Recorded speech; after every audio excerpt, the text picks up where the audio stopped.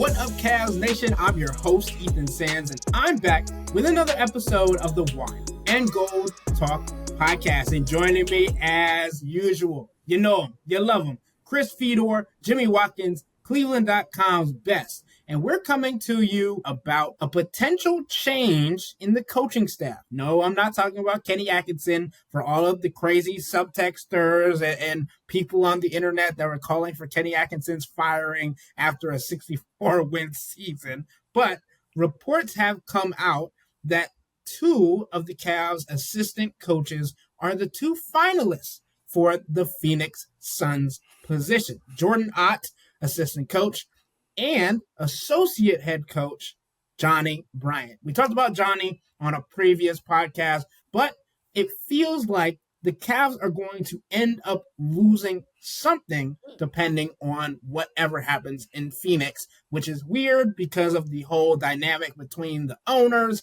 and all these different things. But I want to get further in depth on Jordan Ott, what he meant or means to the Cleveland Cavaliers currently, and what it would mean for him to be absent from this coaching staff going into the second year of Kenny Atkinson in Cleveland. The first thing, and probably the most important thing, Jordan Ott was one of the major reasons and one of the contributors for Evan Mobley's development, right? And I know, Chris, you wrote about Jordan Ott for the site today. Can you just take us a little bit further in depth of what you've seen from Jordan Ott from behind the scenes, and also what he's meant just to Kenny Atkinson as a whole? Well, we know, guys, just how important Evan Mobley is to this organization. Everybody has shouted it from the rooftops. Kobe Altman mentioned it specifically during his end-of-season wrap-up. If we're going to be the team that we want to be, if we're going to be the team that we believe we can be, Evan's got to be the guy. So that's how much he means to this franchise. The guy that was given the responsibility to oversee the most important player in the organization's development was Jordan Ott. So that's how much Kenny Atkinson trusts Jordan Ott. That's how much respect Kenny has for Jordan as a player development guy. That's his background. He started as a video guy at Michigan State, but then as he continued to progress throughout the NBA coaching tree, and he made multiple stops, the thing that he became known for more than anything else was his player development. That's how he has established himself. He's very detailed. He's very organized. He has modern philosophies that align with what Kenny Atkinson wants, with what I think a lot of teams around the NBA want to do. But every time Evan Mobley did any kind of workout on the floor, Jordan Ott was right there. Anytime Evan Mobley watched film, Jordan Ott was right there next to him, like pointing out intricate details to try and focus on those details to help Evan become a better player and help the Cavs become a better team. So a big reason why Evan had the breakthrough season that he did and became the player that he did, it had to do with Jordan and the relationship that they built and the kinds of things that they did together behind the scenes when there weren't cameras around, when there weren't reporters around, when a lot of the other players had already vacated the court and went back to the training room or went back to go get lunch or something along those lines. Evan trusted Jordan. The Cavs trusted Jordan. Kenny trusted Jordan. And it would certainly be a loss if he ends up in Phoenix, because there's a reason why Kenny brought him here. There's a reason why Kenny Atkinson was named Coach of the Year. Yeah, part of it's him, but a big part of it too is the staff that you put around you. And Kenny said one of the things that he learned to do after leaving Brooklyn, or after getting pushed out of Brooklyn, I think is a better way to phrase it. He learned better how to delegate. He learned that it couldn't always be him. He had to trust Johnnie Bryant to deal with all of the things related to Donovan Mitchell. He had to trust Jordan Ott to oversee the development of Evan Mobley. He had to trust his other assistants, and that was a big thing for him to do. So Kenny has a deep Rolodex. He has a lot of relationships around the NBA. He'll be able to find somebody to replace either Jordan or Johnnie, whoever gets the job in Phoenix. But the Cavs are certainly going to feel that loss. There's a reason why Phoenix is looking at both of these guys to be their head coach. And whoever doesn't get it this time is going to be on the short list of coaching candidates during the next hiring cycle, because these guys are that good and that well respected. I'd also just like to reiterate that whoever gets this job, I wish them the best of luck, because that franchise is a disaster. It is a testament to both of these guys that they have advanced this far in the interview process without previous head coaching experience. I think that's also a testament to Kenny. But it's also, man, that's a daunting first job. Like you walk in, is Kevin Durant getting traded immediately? And if Kevin Durant gets traded, is Devin Booker next? I don't know. You know what? So negative. There's another way to look at this. Most people don't walk into a job that I would have guessed they're going to at least try to keep Devin Booker. Like the only way Devin Booker gets moved is if he requests a trade. So that's the kind of guy that most first-time head coaches don't get to coach immediately, because most first-time head coaches are not coaching a team that, I don't even want to say, like, the Suns are trying to win, I think, right? Even if they trade Kevin Durant, yeah. I don't know what direction they're heading. It's usually a rebuild, is what I'll say. And also, if you dig the Suns out of this 6-foot deep grave that they've already dug themselves, I think your reputation is cemented across the league. Mm-hmm. So it's I wish both of them, whoever gets that job, I'll be keeping them in my thoughts. I think just also when we talk about the experience and the pedigree of someone like Jordan Ott, I think we referenced Kenny Atkinson getting let go in Brooklyn, but usually when a coach is let go, his entire staff is changed. Mm-hmm. In some cases, Jordan Ott was asked to return to Brooklyn and stayed there for 2 more seasons before then going to Los Angeles and being a part of the LA Lakers coaching staff for 2 seasons before rejoining Kenny Atkinson in Cleveland for last year. So I think it says a lot about Jordan and just how he creates relationships. One, because that's extremely important when getting asked to come back, even though the person that asked you to come there in the first place is no longer there.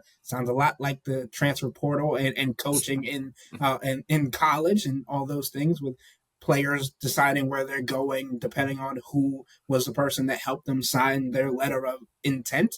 But Jordan was asked to stay there. Jordan was asked to help develop the players that they had and try and figure out something, even though it didn't last very long, of the James Harden, Kevin Durant, and Kyrie Irving situation, right? So there is a level of managing stars, and obviously it seems like Kevin Durant is going to get traded, but maybe Jordan Ott gets this job and KD's like, hey, I remember that guy. I like that guy. Maybe I want to stay for a little bit longer. Kevin Durant and Devin Booker have a good relationship.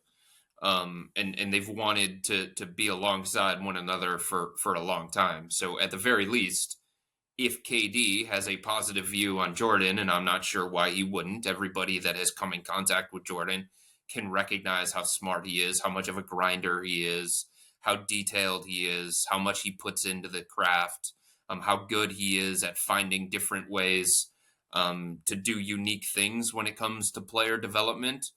KD will let Devin know, hey, this is a guy that you can trust. This is a guy that you can lean on. This is a guy who has the goods to be a head coach. So even if KD's not there, his reach and his relationship with Devin, combined with his relationship with Jordan, can extend in a certain kind of way. Yeah, and obviously we also got to touch on his experience with LA and dealing with, or I don't want to say dealing with, but coaching another star in LeBron James, right? And I think especially in the case of coming from coaching with Kenny Atkinson and how he got let go from Brooklyn because they wanted a new voice. I think it's important for Phoenix and some guys to have that know-how to deal with star players and understanding that there's levels to this. It's not as easy as, hey, I got one of the best players in the world. Right. Just go do your thing. Stepping away from the player-coach relationship, how do you think Dan Gilbert's going to feel about this when we look and see, and we talked about this the other day about a potential trade for KD to the Cleveland Cavaliers, and now we're talking about sending a coach who could help elevate them to a different kind of level potentially. And as Jimmy said, if they're trying to win games, right? But if Dan Gilbert sees that either Johnnie Bryant or Jordan Knott gets sent over to Phoenix and then something happens, like they end up being a contender in the Western Conference, which seems highly unlikely, I think that would just put some salt in that wound, don't you think? Well, I'd say that Dan Gilbert's very happy with the coach that is here in place. So it's not like he would feel as if he would be missing out on something. If the Cavs didn't have the coach of the year, if they were uncertain about their coaching situation, and then the guy that they loses goes on to another place and has success, then he might lament the fact that he doesn't have that guy. But because he's so comfortable with Kenny and he has such a belief in Kenny, I think most of Dan anyway, will be happy for whoever it is that gets this job, because he wants to see those guys continue to thrive in the NBA. Former Cavaliers for however long they are Cavaliers. In this case of Johnnie, in this case of Jordan, it could end up only being 1 year in Cleveland. But because they were former Cavaliers and they go on to have success elsewhere, that elevates the profile of the Cavaliers. That certainly speaks to the organization in a positive way. And I think because it was an employee for Dan Gilbert, he will be happy for those guys being able to take the next step in their, most of him will be happy for those guys taking the next step in their careers and trying to find success and living out their dreams. So, Jimmy, I'm going to ask you this question because I want to get into the potential for both Johnnie and Jordan, obviously as the two finalists for this position. Who do you think the Cavs would rather lose in this situation? And it's very difficult to me, especially in this situation, because one is the confidant for Donovan Mitchell, your star of now, and the other is the trustee of the future of the organization as it stands. What do you think? And does associate head coach and assistant coach weigh into this? I mean, I think it'd be hard to lose Johnnie Bryant because of the unique dynamic he has with Donovan. Jordan Knott deserves all the praise we have given him for working with Evan, but assistants are still working off of the directive of a head coach. So Kenny, to me, it's easier to replace. Not that it's easy, like building a rapport. I think, again, particularly as we talk about scouting Evan Mobley, the person, it matters a lot for the next person that is the shepherd of his development, who, by the way, could just be a different coach on the staff right now. Obviously, you have to fill Jordan's spot regardless, but they could just find someone. If Evan's comfortable with someone else on the staff, they could just, switch around the assignments. But I think it's easier for Kenny to, give that person a plan and have them implement it with Evan Mobley than it is. You just can't replicate the relationship that Johnnie Bryant has with Donovan Mitchell, and particularly as we come down to extension season again, which is not that close, but Donovan will be eligible again after next season for extension. He probably won't take it because it's a years of service thing, and he can get paid more money if he just waits till that 10th year. That will make the Cavs nervous, and it would be a lot more helpful if they could keep the guy that he trusts the most. And as we're talking about a shift in power across the franchise right now. And like Donovan's always going to have a say. Donovan's always going to be really important in the offense. But like we're trying. Donovan said during the playoffs, like it was Johnnie Bryant's idea first this season to tell Donovan, hey, take a step back. Okay, maybe assistant coach X associate head coach X could also make that a digestible idea to Donovan, but not as easily as Johnnie Bryant because of the goodwill he's built up with Donovan over most of his life. So that's a slam dunk for me, honestly. It's Johnnie Bryant would be the harder one to lose. They're both good coaches, obviously. They've made it to this point in the process, but that kind of relationship is harder to replicate than it is to replicate the plan that Jordan Knott executed really well with Evan Mobley. Yeah, I mean, I don't know that there is a current coach in the NBA, even Quinn Snyder.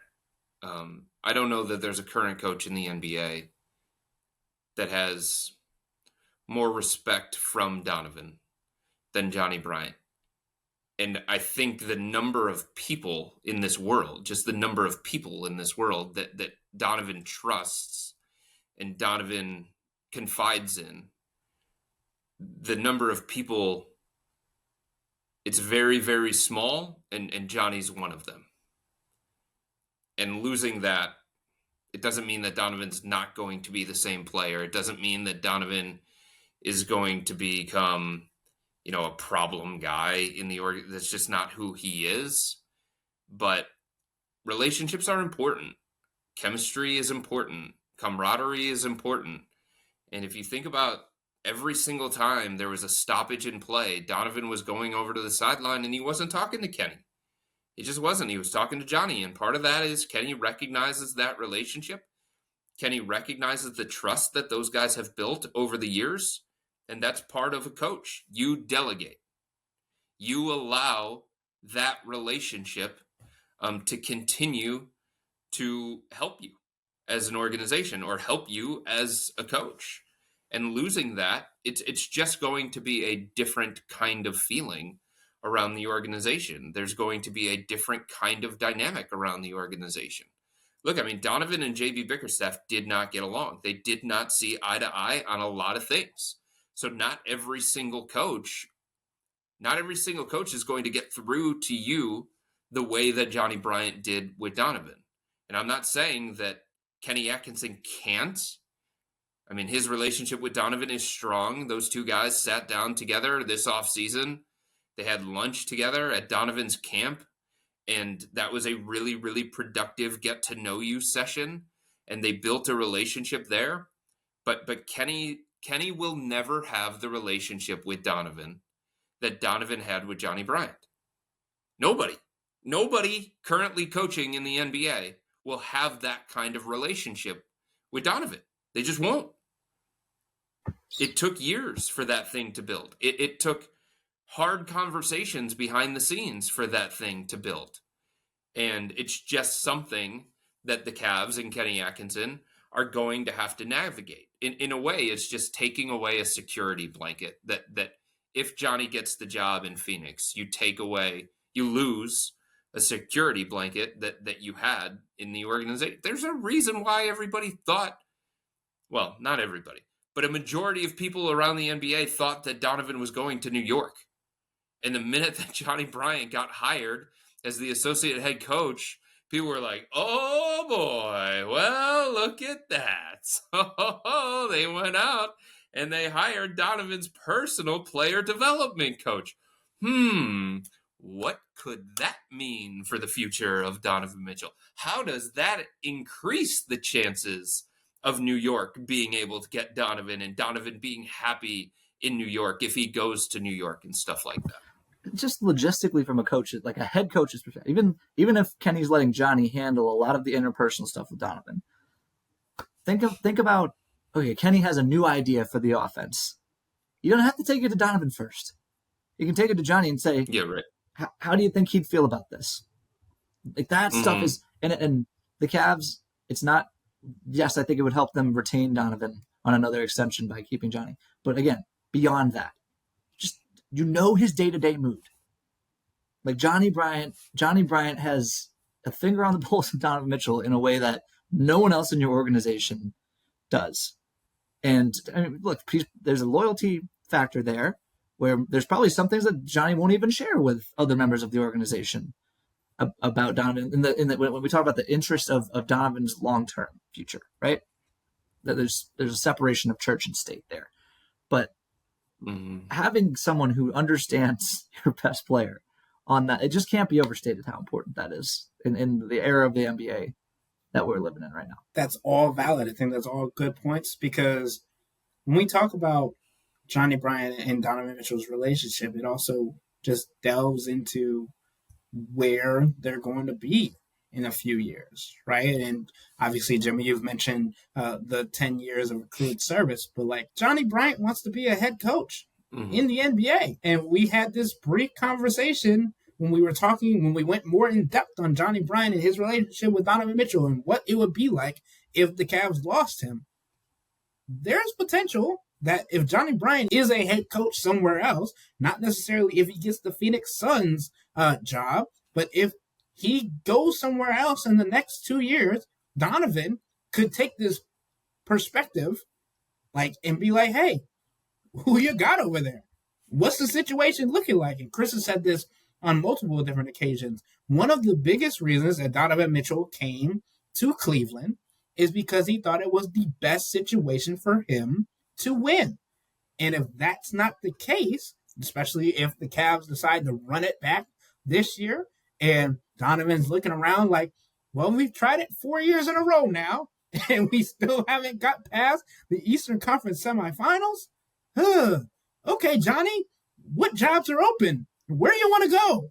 Let's pack our bags and see what's going on. Because we've talked about the accrued service, but we also talked about how that comes in ties with a player option and whether or not the Cavs are going to just allow Donovan Mitchell to decline that and still leave the door open for him to make a decision that does not see him playing on a supermax with the Cavs, right? There's so many different options, and that's why this is a players' league, as Chris loves to say, and it's somewhere where we have to have this understanding that the power is in Donovan Mitchell's hands, and it might be beneficial for right now if Johnnie Bryant were to stay under the Cavs for another season and then make the decision or see what else is open. But in the NBA, nothing is promised, nothing is often offered, so you really have to take advantage of every opportunity. So don't think that Jordan Hott is just going to get handed the job,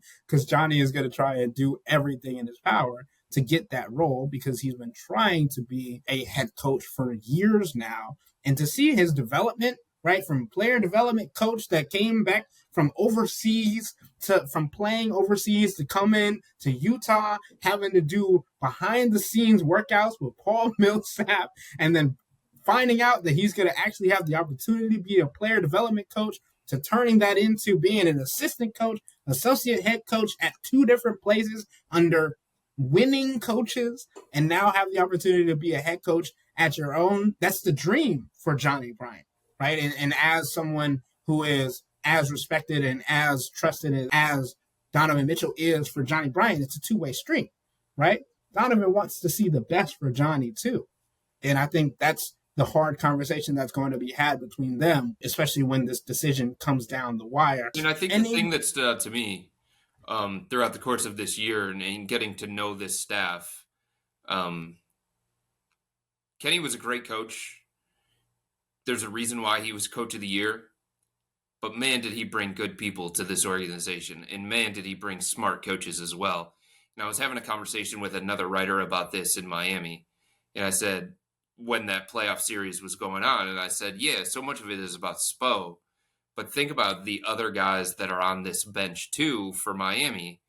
And it's the same thing when it comes to Cleveland. And this is no disrespect or anything along those lines.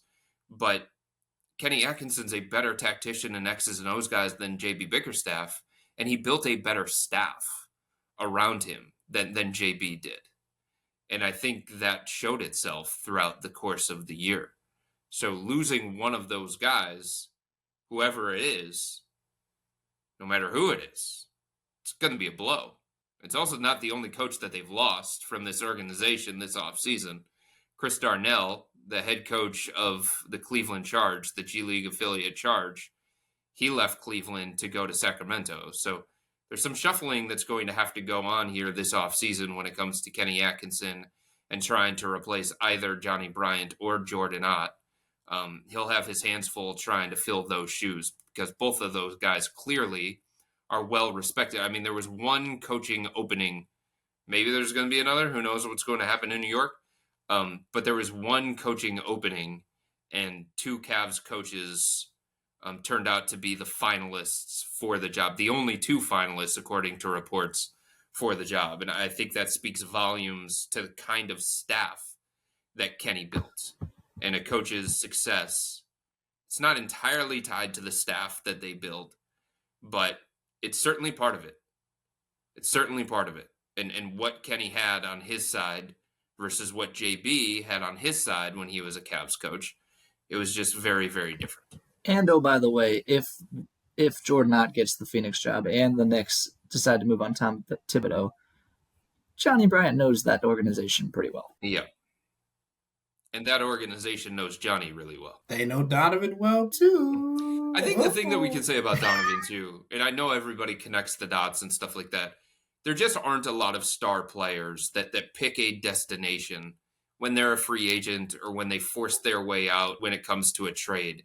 There just aren't a lot of star players that pick their destination based on a coach. That's something that we have seen in the past.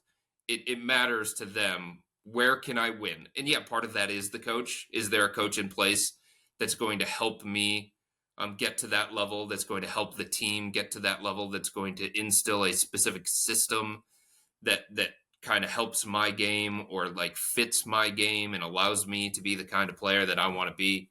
But when it comes time for Donovan to make his decision, when that time comes, he is going to pick the place that he thinks gives him a best chance to win a championship. And some team is going to have to show a plan and a blueprint and a group of players that Donovan considers to be better than what's here in Cleveland.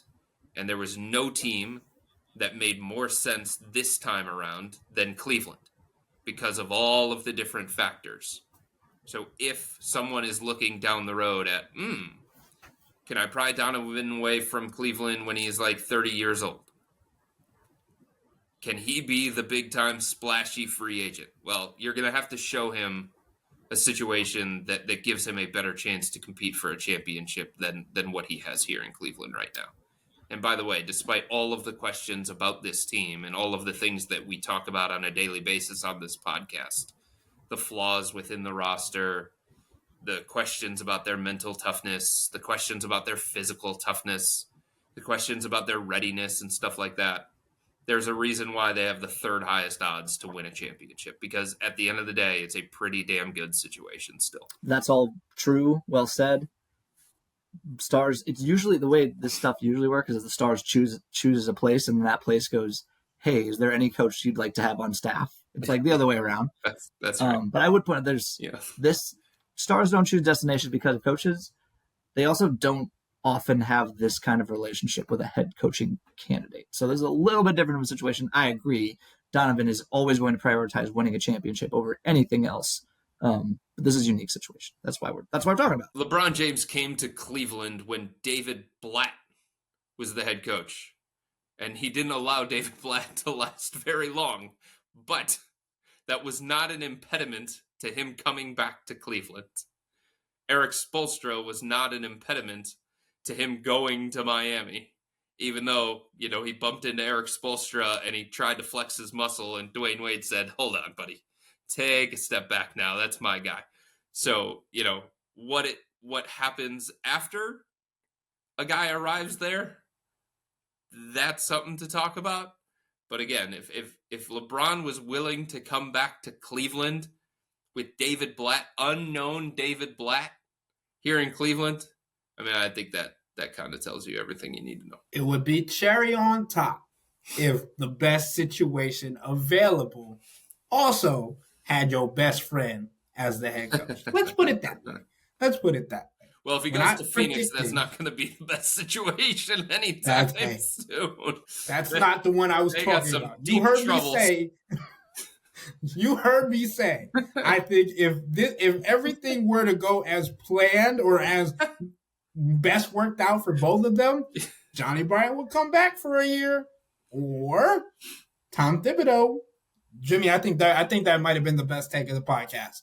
If Tom Thibodeau gets kicked out of his seat, well, it might not be this. It might not be this offseason, but it could very well be next offseason. And we need more pieces to move on the Knicks if that's going to become a real threat. Like they basically need to decide. That Jalen Brunson is not the number one guy on a championship team, and he has so much cultural equity built up with that franchise in that city right now. Oh my God, he's Mr. New York.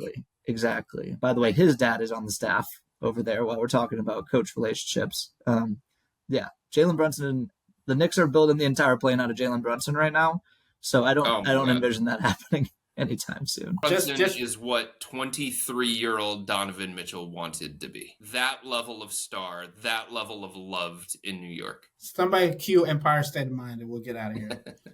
I just think for either situation, I think we have to say again and reiterate this, that it would be a loss either way if Jordan Ott or Johnnie Bryant ended up in Phoenix, and it's looking that way. But just depending on who goes, we'll have another conversation about the moves, and Chris will come back with all his insight on who might take the spot for either of those coaches. But until then, that'll wrap up this episode of the Wine and Gold Talk podcast. But remember to become a Cavs Insider and interact with Chris, me, and Jimmy by subscribing to Subtext. Sign up for a 14-day free trial or visit cleveland.com/Cavs and click on the blue bar at the top of the page. If you don't like it, that's fine. All you have to do is text the word STOP. It's easy, but we can tell you that the people who sign up stick around, because this is the best way to get insider coverage on the Cavs from me, Chris, and Jimmy. This isn't just our podcast, it's your podcast. And the only way to have your voice heard is through Subtext. Y'all be safe. We out.